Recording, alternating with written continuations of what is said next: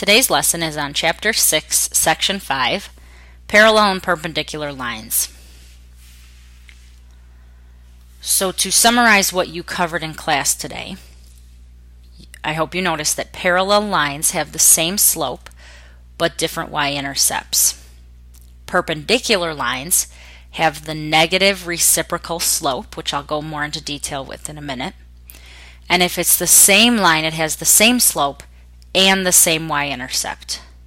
So you have to be careful if they ask if it's parallel, because if it has the same slope, you've really got to pay attention to that y-intercept. If it's different, then it's parallel, but if it's the same, then obviously it's the same line. So let's do an example here. It says, are the graphs of y equals negative 1/3 x plus 5 and 2x plus 6y equals 12 parallel? Well, in order to figure out if they're parallel, we need to be able to compare the slopes and the y-intercepts. So I want both of them in this form, in the slope-intercept, y equals mx plus b. So I need to change this one into that form. So here we have 2x plus 6y equals 12, and I'm going to separate the two sides. In order to change it into slope-intercept form, I want that y by itself. So we need to move the 2x first, and since it's positive, we will subtract it. And that way the 2x's cancel. I bring down the 6y. 12 minus 2x cannot be combined, so I just write it out. But notice instead of putting 12 minus 2x, I put negative 2x plus 12, just so that it looks like the form y equals mx plus b.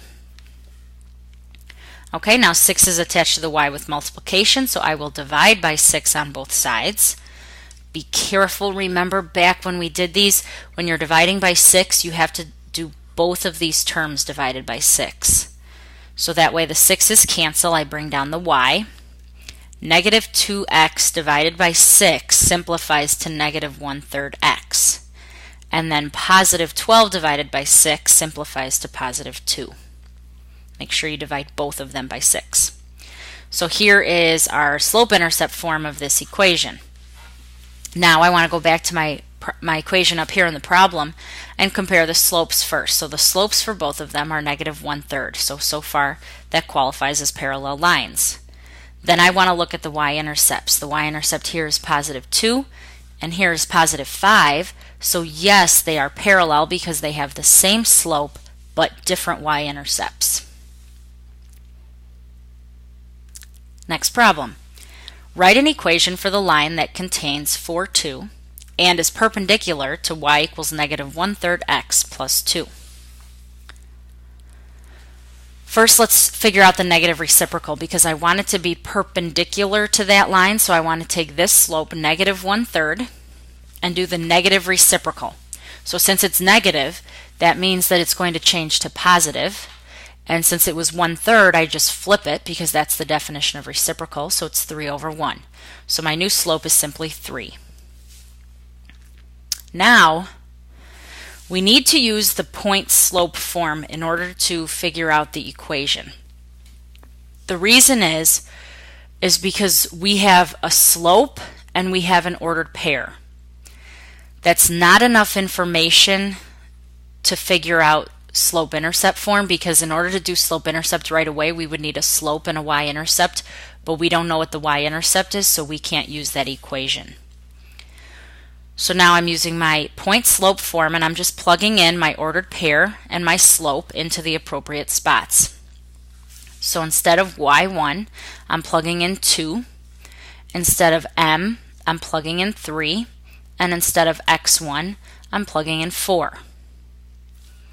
Now that I have this equation, y minus 2 equals 3 times the quantity of x minus 4, I can change this to slope-intercept.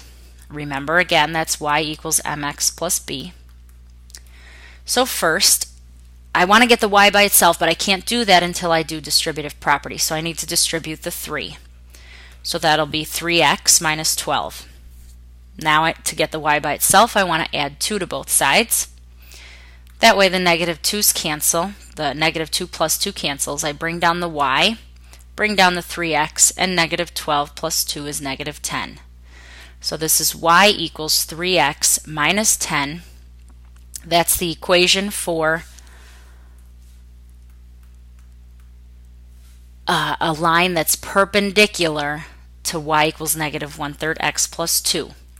Because going back to my problem here, my slope is now the negative reciprocal, and I used that ordered pair to figure out the line. That's all for today. Bye, guys.